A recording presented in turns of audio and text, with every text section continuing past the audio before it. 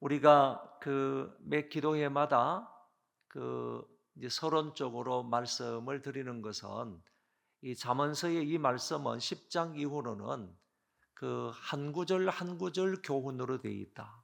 한 절 교훈으로 되어 있다라는 것을 누누이 말씀을 드렸습니다.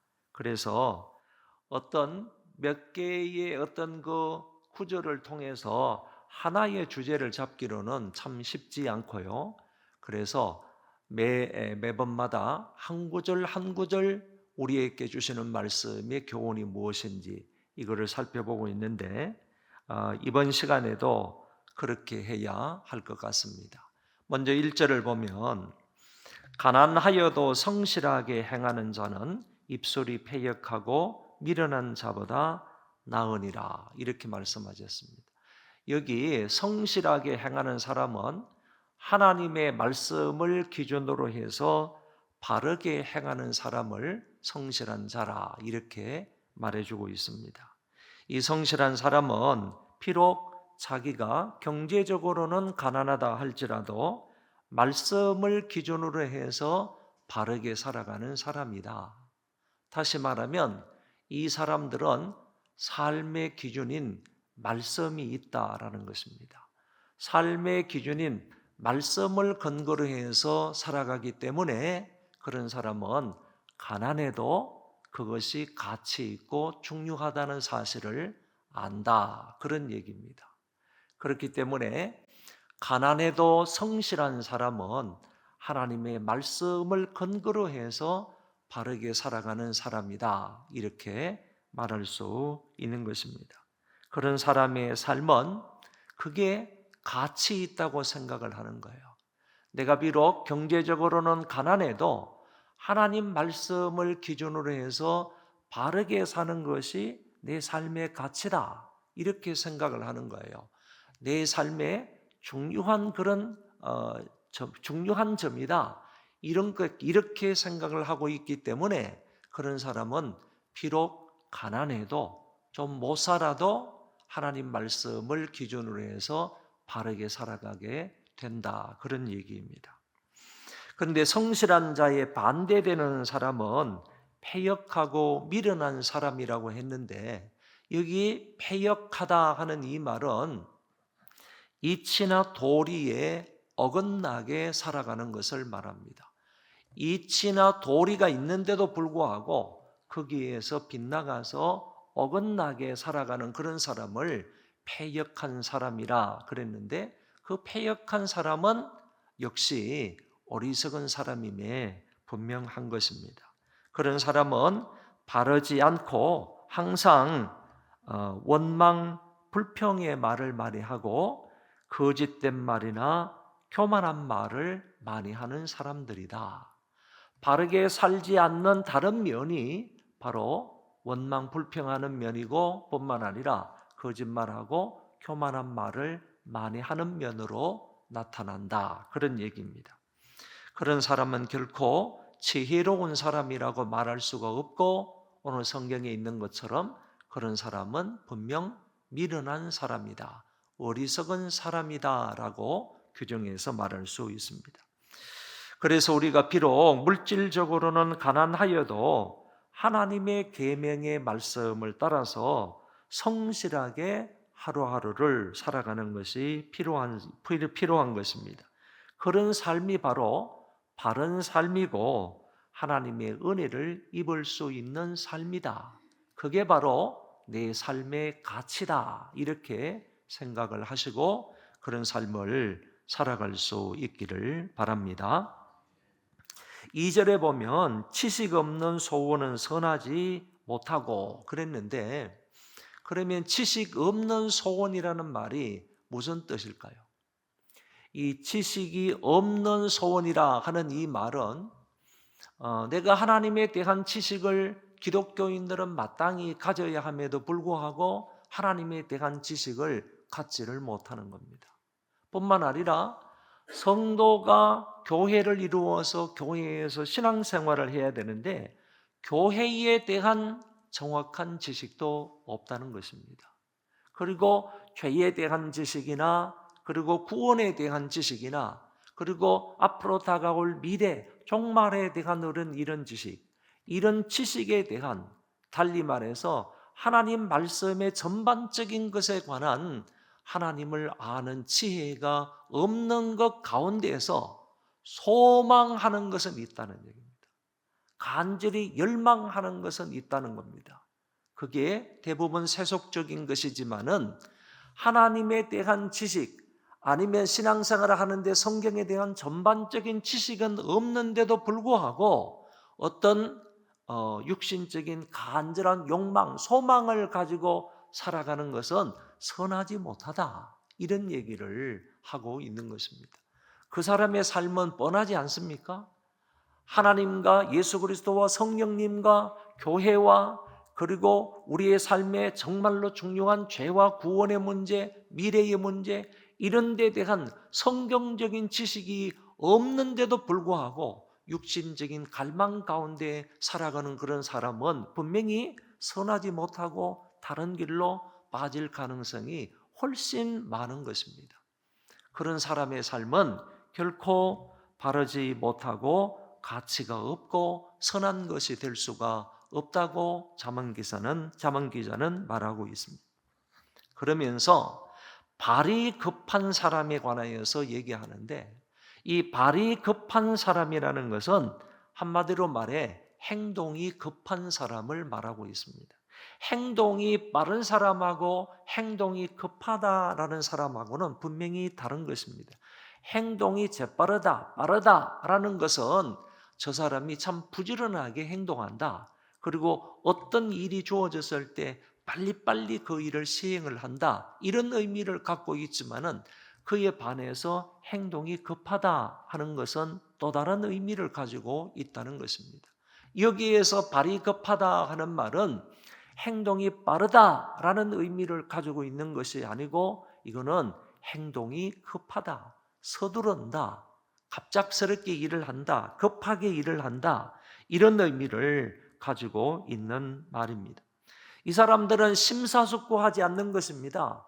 무엇인가 성급하게 행하는 것입니다. 좌우존우를 이렇게 따져보지도 아니하고, 그 다음에 분석해보지도 아니하고, 그것을 그렇게 하면 앞으로 어떤 결과가 올 것인지 이런 부분에 대해서 전혀 심사숙고하지 않은 가운데에서 행동을 급하게 하는 것입니다. 그런 사람의 결과는 잘못 간다고 했습니다. 자기가 가야 할 길을 잘못 가게 되고 뿐만 아니라 죄를 범하게 된다, 이렇게 성경은 가르쳐주고 있는 것입니다. 성경의 말씀에 보면 우리의 말과 행동이 조급한 사람은 무엇보다도 더 나쁜 사람인가 하면은 미련한 사람보다 더 나쁜 사람이다, 이렇게 말하고 있습니다. 여러분, 미련한 사람은 성경의 잠언서에서 계속해서 교훈해 주고 있지 않습니까? 그런데 그 미련한 사람보다 더 좋지 못한 사람이 뭐냐 하면은 우리의 말과 행동에서 아주 조급하게 행하는 사람, 성급하게 행하는 사람이 더 나쁘다라고 말을 하고 있습니다. 그런 사람은 실수도 많고 범죄하기도 쉽고, 그런 자는 결국 어떻게 된다고 하셨는가 하면은 궁핍하게 된다. 성경은 이렇게 말씀하고 있어요. 그러니까 어떤 일이 주어졌을 때 말이나 아니면 그 행동에 있어서 그거를 너무 조급하게 성급하게 행하게 되면 결국에는 실수를 하게 되는 것이고, 더 나아가서 죄를 범하게 되는 것이고, 그리고 그런 자는 가난하게 된다, 궁핍하게 된다고 성경은 가르쳐주고 있습니다. 여러분, 양궁 선수들이 정말 하루에도 많이 연습을 하면 600발 정도를 쏜대요. 그런데 하루에 600발 정도를 쏘려면요, 이거 그냥 이 몸의 근육이요, 뭐 정말 마비가 될 정도로요, 큰 어떤 고통이 올 정도로 그렇게 연습을 한다고 합니다. 그런데 이 양궁 선수가 한 발을 쏠 때마다 20초 안에 쏘아야 되는데요, 그 20초 안에 온 몸과 마음을 집중해서 그 관역에 집중해가지고 그거를 골인 지점으로 그것을 관역으로 삼아가지고 20초 동안에 거기에 집중해가지고 정조준해서 쏘는 것입니다. 그런데 20초 안에 쏘아야 되는데요, 그냥 10초가 되어서 쏘는 사람은 그렇게 많지 않다고 합니다. 그래서 대부분 20초 그 후반대요, 10초 후반대에 정조준해가지고 그 순간적으로 정조준이 되었을 때 화살을 시위를 넣는다고 하는데, 여러분 마찬가지예요. 우리가 정조준을 하지도 아니하고 급하게 화살을 당기게 되면 절대로 관역에 맞출 수가 없는 거예요. 그래서 이거는 정말 어떤 일이 주어졌을 때 어떤 일을 하는 사람이 말이나 행동에 있어서 조급한 사람은 결국 관역에 맞출 수 없는 것처럼 좋은 결과를 가져올 수 없다 하는 것을 오늘 성경은 가르쳐주고 있는 것입니다. 3절로 가보면 사람이 미련함으로 자기 길을 굽게 하며 마음으로 여호와를 원망하느니라 그랬습니다. 그러니까 이 구절은 미련한 사람의 이중적인 죄를 말하고 있는 거예요. 미련한 사람은 두 가지 죄를 지을 수밖에 없대요. 자기 길을 굽게 하는 것이고 더 나아가서 하나님을 원망하게 된다. 미련한 사람은 반드시 이와 같은 결과를 가져온대요. 이 미련한 사람의 이중적인 죄에 관해서 잠언서 기자는, 솔로몬은 분명하게 얘기하는 것입니다. 그런 사람은 자기의 길을 굽게 하는 것이고 다른 하나는 마음이 하나님을 원망하게 된다. 미련한 사람은 하나님을 경외하지 않으며요, 하나님의 말씀을 무시하고 하나님의 말씀을 업소히 여기는 것입니다. 자기의 고집이 있습니다. 자기의 생각대로 합니다. 자기 중심적입니다. 인본주의적인 생각으로 살아가는 것입니다. 미련한 사람이 그렇다는 거예요. 자기 말이 옳다고만 주장하는 거예요. 자기만이 옳은 길이라고 주장을 하는 거예요. 인본주의적인 생각을 가지고 있는 사람, 그런 사람은 미련한 사람이고 결국에 그런 사람의 길은 굽게 되는 것이고 나중에는 하나님을 원망하게 된다고 말씀하고 있습니다. 과거 이스라엘 백성들이 광야 생활을 할 때처럼요, 그들도 40년 동안 광야 생활을 하면서 하나님의 임재를 날마다 보고 있는 거예요. 하늘에 떠 있는 구름 기둥과 불 기둥, 하나님의 임재의 그 표상이지 않습니까? 하나님의 임재의 표징인데 하나님의 임재를 똑바로 매일 매 시간마다 쳐다보고 있음에도 불구하고 있는 것 없는 것 따져가면서 그 사람들은 불평하고 원망하는 거예요. 하나님이 세우신 지도자를 원망하는 거예요. 물이 없다고 원망하는 거예요. 불평하는 거예요. 길이 평탄하지 못하다고 불평하는 거예요. 그러니까 하나님의 임재와 대단한 이적을 경험해 가는데도 불구하고 자기들의 두 눈으로 똑똑히 보고요, 자기들의 손으로 만져보고 입으로 맛보는데도 하나님의 이적을 맛보면서 살아가지 않나요? 그럼에도 불구하고 그 사람들은 하나님을 원망하고 지도자를 불평하며 살아갔더라 하는 그런 얘기입니다. 그거는요, 하나님의 약속을 믿지 못하고요, 땅의 것만 지금 쳐다보고 있기 때문이에요. 현실만 바라보고 있기 때문이에요. 하나님의 약속이 있으면 그 약속을 붙들고 가면 아무런 문제가 없어요.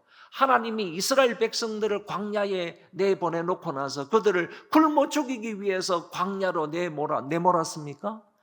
분명히 가나안 땅에 들어가게 해주시겠다고 하셨잖아요. 약속을 하셨잖아요. 그 약속을 믿고 가면 되는데, 그걸 붙들고 가면 되는데 이스라엘 백성들은 그거는 붙들지 않고요, 현실만 본 거예요. 현장만 본 거예요.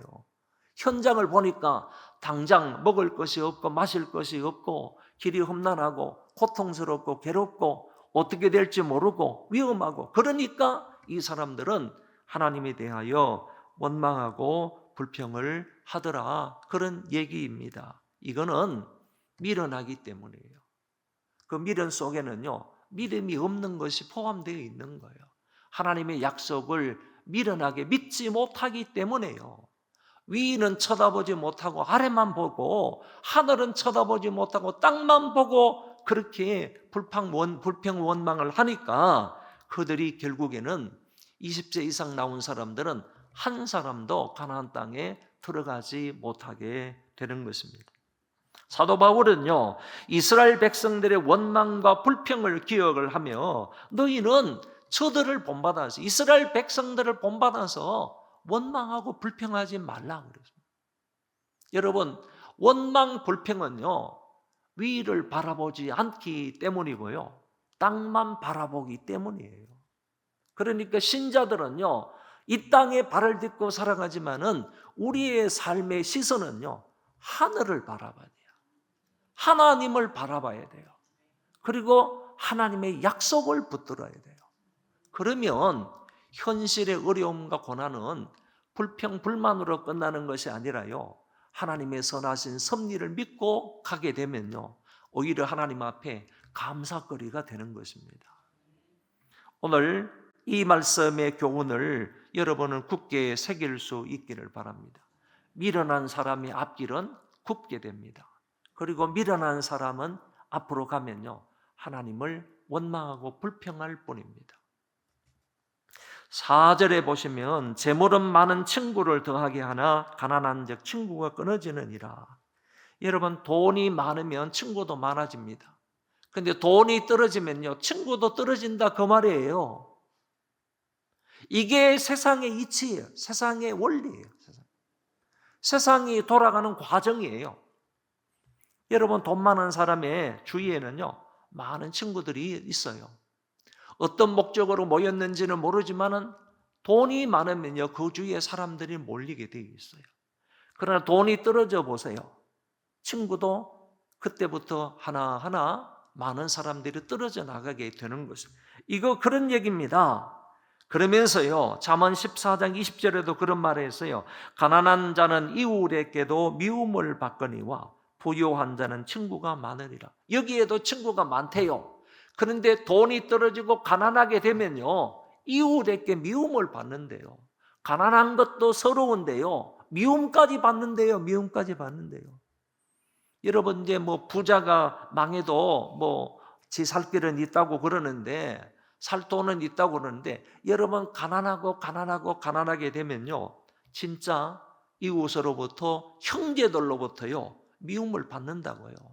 없으이 여김을 받는다.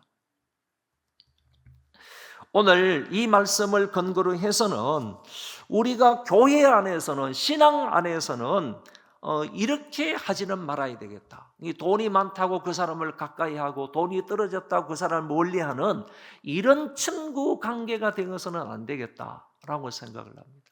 세상 사람들은 그리한다 할지라도요, 오늘 우리 교회 안에서, 성도들 안에서는 이런 생각을 가지고 있으면 안 되겠다, 이렇게 해서는 안 되겠다 하는 것을 생각할 수가 있습니다. 주님이 말씀하시기를요, 너희는 다 형제다, 너희는 다 주 안에서 형제다, 이렇게 말씀을 하셨고요, 바울도 말하기를 이제부터 너희는 외인도 아니요 나그네도 아니요 오직 성도들과 동일한 시민이요 하나님의 권속이라, 이런 말씀을 하셨습니다.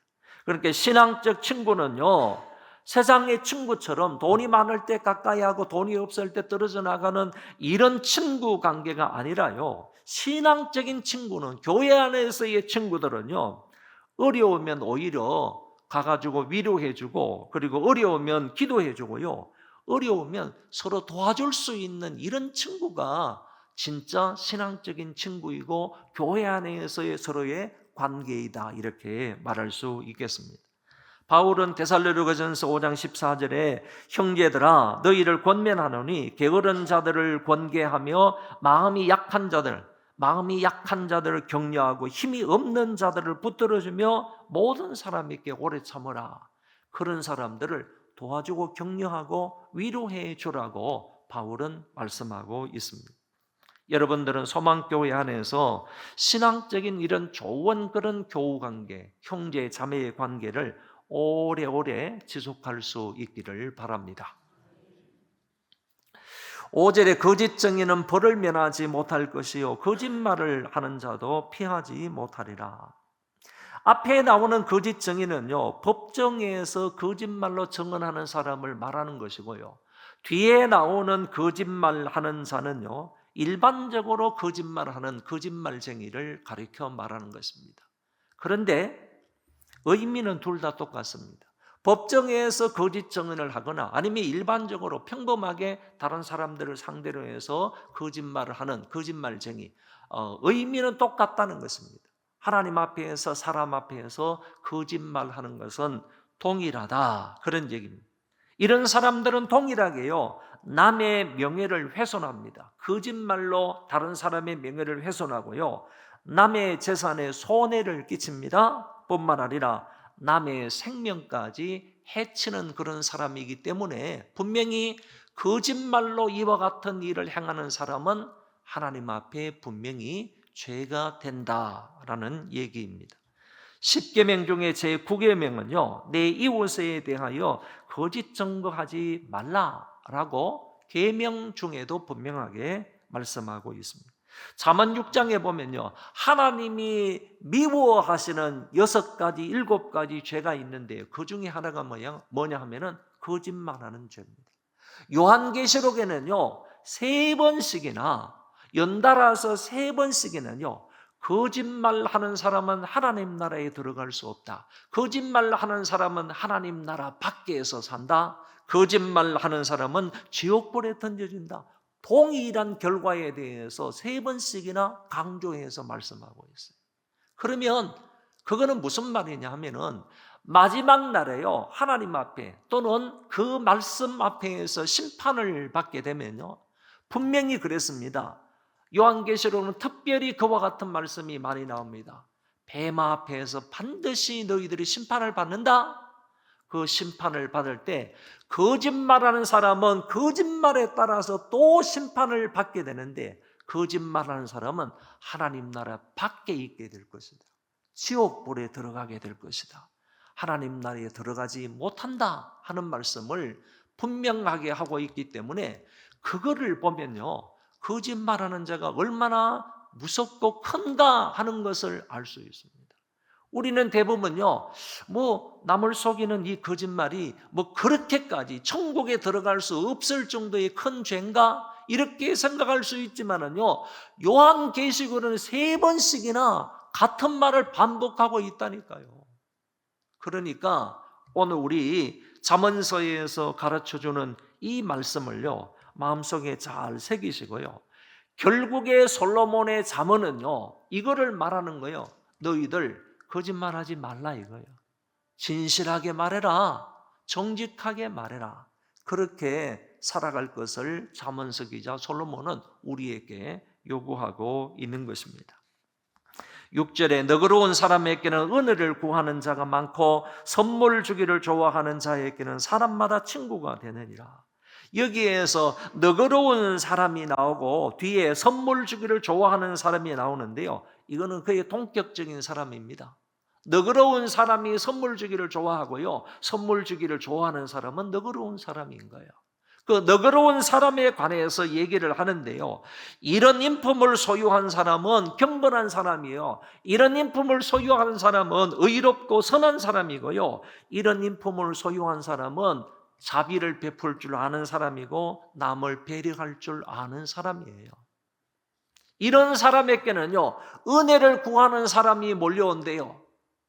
너그러운 사람에게 사람들이 찾아와가지고 나를 불쌍히 여겨주세요, 나에게 은혜를 좀 베풀어 주세요, 이렇게 은혜를 베풀어 달라는 사람이 많이 오고요, 뿐만 아니라 많은 사람이 친구가 되기를 원한대요.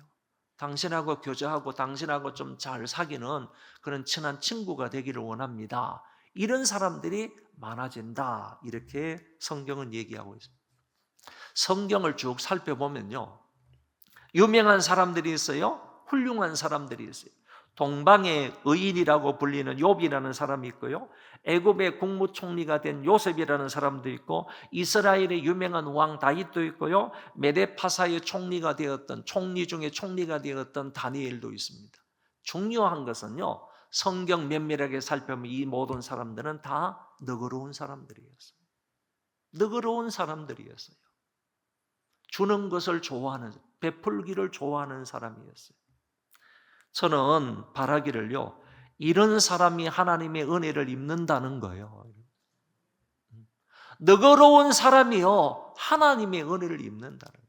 나는 내 옆에 있는 사람들에게 너그러운 마음으로 저 사람들을 대했는데 하나님께서 그것을 보시고 나에게 그 은혜를 베풀어 주신다는 거예요. 나는 사람에게 한 것이 그렇게 많지 않은데, 그렇게 큰 것 아닌데 정말 미약하고 보잘것없는 그런 것을 너그러운 마음으로 자비를 베풀고 그들에게 선물을 줬는데 하나님께서 그것을 보시고 나에게 은혜를 베풀어 주신다는 거예요. 어떻게 생각하면요, 앞으로 심을 수 있는 더 씨를 하나님이 나에게 많이 주신 거예요. 나는 요거를 베풀었는데 하나님께서 더 많은 자비의 씨앗을 심으라고요, 너그러운 마음의 씨앗을 심으라고요, 하나님께서 더 많이 베풀어 주신다는 거예요. 이게 하나님의 원리예요. 나는 이웃에게 조금 베풀었는데요, 하나님께서요, 그 이웃의 손길을 통해서가 아니라 하나님께서 나에게요, 그것보다 더 크고 좋은 것을 많이 베풀어 주신다라고 말씀하고 있습니다. 7절, 가난한 자는 그 형제들에게도 미움을 받거든 하물며 친구야 그리 멀리하지 아니하겠느냐. 따라가며 말하려 할지라도 그들이 없어졌느니라. 여러분, 여기 이 가난한 자가 나오는데 앞에서도 말씀을 드렸어요. 형제들도 미워한대요. 못 살고 막 가난하면요, 형제들도 미워한대요. 친구는 오죽 더 미워하겠느냐, 그런 말이에요. 형제도 미워하는데 친구는 오죽하겠느냐. 친구에게 찾아가가지고요, 가난한 사람이 친구에게 찾아가가지고 뭘 말을 좀 걸려고 해도요, 친구는 멀리 도망가 버리고 없대요. 그 얘기예요. 사귀려고 하지 않는다, 그런 얘기입니다. 가까이 하려고 하지 않는다, 미워하고 있다, 그런 얘기를 이렇게 표현을 한 거예요. 가난한 사람은 형제도 미워하고요, 친구도 더 미워한다 하는 말을 여기에서 하고 있습니다. 참 세상 사람들은 매몰차지요.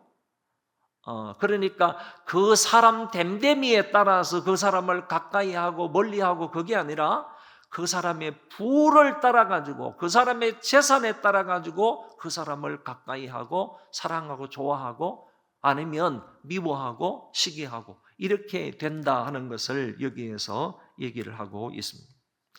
성도들은 이러지 말아야 됩니다. 교회 안에 있는 사람들은 그러지 말아야 됩니다. 성도들은 사람을 외모로 취하면 안 됩니다. 그리고 가난한 사람들을 무시하거나 가난한 사람들을 업소히 여기면서 박대해서는 안 됩니다. 여러분, 하나님의 눈과 하나님의 관심은요, 가난한 사람들과 과부들에게 있어요. 우리 주변에 어려운 사람들에게 있다는 거예요.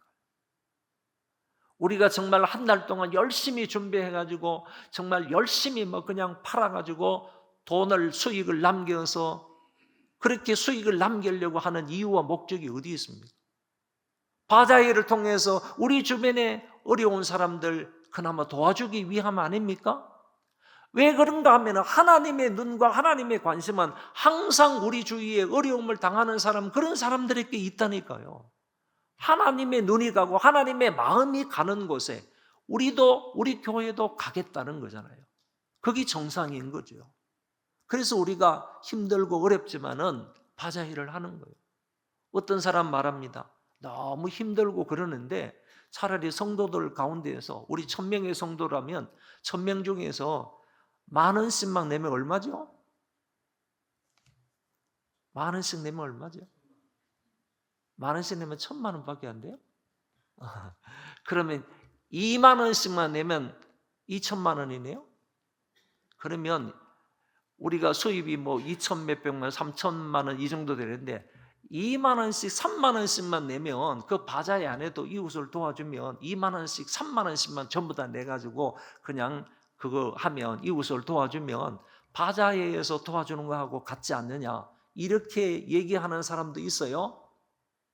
너무 힘드니까 그런 말을 하겠지만은요, 우리가 그런 것을 통하여서 이웃에 대한 마음도 갖고요. 이웃을 초청해가지고 교제하는 것도 있고요. 우리가 또 섬기는 것도 있고 이런 것을 위해서 하는 것이기 때문에 여러 가지 이점이 있습니다. 여러 가지 유익점이 있습니다. 어쩌면요, 교회는 뭐 돈 좀 내가지고 이웃을 도와주는 것 그것도 중요하지만은요, 그것보다는 우리가 애쓰고 수고해서 벌어가지고 이익을 남겨서 그것을 가지고 어려운 사람들을 도와주는 게 더 가치가 있고 중요하다 이렇게 생각을 하는 거예요. 어쨌든요, 하나님은 가난한 사람들에게 눈이 가 있으시고요, 그리고 관심과 초점이 가 있으시다 하는 것을 생각을 하고요. 오늘 우리는 그 가난한 사람들 외모로 취급해서는 안 되고요, 그리고 그 사람들을 무시하거나 박대해서 안 된다 하는 말씀입니다. 이 야고보서 2장 1절에서 5절의 말씀을 쭉 보면요, 거기 보면 좀 기니까 제가 설명만 하겠습니다. 사람을 차별하지 말라고 그랬어요. 야고보 선생은요, 사람을 차별하지 말고 가난한 사람을 업소히 여기지 말라. 하나님이 가난한 사람을 택하사 믿음에 부요하게 하시고요, 그 사람들로 하여금 하나님 나라에 들어가게 하셨다 이렇게 말씀합니다. 그 사람들을 택해서요, 하나님이 가난한 사람들을 택하셔서 그 사람들을 믿음에 부욕케 하셔서 그 가난한 사람들로 하여금 하나님 나라에 들어가게 하셨다고 그래요. 그런데 너희들이 왜 그 가난한 사람들을 무시하느냐, 백박대하느냐 이거죠. 여러분, 가난한 사람들이 우리의 주위에 있으면요, 절대로 차별해서는 안 되고요, 무시하거나 하찮게 대해서는 안 됩니다. 그런 사람들을 소중히 여기면서요, 하나님처럼 우리도 그들을 정말 자비로운 마음으로, 사랑의 마음으로 대하여야 하겠다라는 것입니다. 마지막 8절입니다. 지혜를 얻는 자는 자기 영혼을 사랑하고 명철을 지키는 자는 복을 얻느니라. 여러분, 지혜를 어쨌든 간에 얻게 되면요, 자기 영혼을 사랑하게 되는 거래요. 그러니까 지혜를 얻는 것이 결국에요, 자기를 위한 것이라는 거예요. 지혜와 명철을 얻는 것이 곧 자기를 사랑하는 것이 된대요. 그리고 그게 복을 얻는 길이 된다고 하셨습니다. 여러분, 지혜는 하나님에게 있으면요, 지혜는 하나님을 아는 것입니다. 하나님의 말씀을 아는 것입니다. 이것을 통하여 많은 지혜를 얻음으로요, 여러분, 자기 영혼을 사랑하는 사람이 되시고 하나님으로 인하여 복을 누리는 자들 되시기를 바랍니다. 결론입니다. 여러분, 질문을 하겠습니다. 어떤 사람이 되기를 원하는지 한번 생각해 보시기 바랍니다. 가난하지만 성실한 사람이 되겠습니까? 아니면 부자이면서 패역한 사람이 되겠습니까? 가난하지만 성실한 사람이 되기를 원하나요? 아니면 부자이면서 패역한 사람이 되기를 원합니까? 이렇게 질문하면 부자이면서 성실한 사람이 되기를 원합니다, 이렇게 대답할 거예요. 그렇게 대답할 건데요, 제가 말씀을 드리고자 하는 것은요, 우리 기독교인들은요, 본인이 부자이든지요 가난하든 항상 성실한 삶을 살아야 된다는 거예요. 부자이면서 성실한 삶을 살면 좋겠죠. 그러나요, 가난 중에서도 성실하게 사는 것이 바로 그 사람의 삶의 가치이기 때문에 하나님이 어쩌면요, 그것을 더 기뻐하실지도 몰라요. 왜냐하면은 부자이면서 성실하게 사는 것은 어쩌면 좀 더 쉬울 수 있거든요. 그런데 가난한 중에서도 내가 매 순간 정직하게 성실하게 살아가는 그런 사람이 하나님의 인정을 더 받을 수 있다는 거예요. 왜? 가난할 때에 성실하게 살기가 쉽지 않거든요. 언제 이 가난을 벗어나냐? 정말 내가 무슨 죄를 짓든지 무슨 짓을 하든지 간에 좀 부자가 되어봤으면 좋겠다, 이런 마음을 가지거든요. 그래서 우리가 부자가 되어서 성실하게 사는 것도 중요하지만은요, 기독교인들은 가난할지언정요, 하나님의 말씀을 따라서 성실하게 살아가는 것이 필요하다는 거예요. 여러분, 가난한 사람도 성실하게 살아야 하는 것이 기독교인이고요, 부자라도요, 기독교인은 성실하고 진실하게 살아가야 할 사람들이다 하는 것을 기억하시기를 바랍니다. 인간의 가치는요, 그 사람이 얼마나 소유했느냐 여기에 있지 않습니다. 그 사람이 어떤 사람이냐 여기 있는 것입니다. 모쪼록 성실하고 진실한 사람이 되므로 하나님께 인정을 받고요, 하나님의 은혜와 복을 받는 인생들이 되시기를 바랍니다. 이 시간에 기도하실 제목은요, 우리가 부하든 가난하든 내가 성실하고 정직하게 살아가게 해 주십시오 하는 기도를 드리시고, 여러분들 가지고 오신 기도 제목을 따라 함께 기도하시고 돌아가시면 되겠습니다. 같이 동성으로 기도합시다.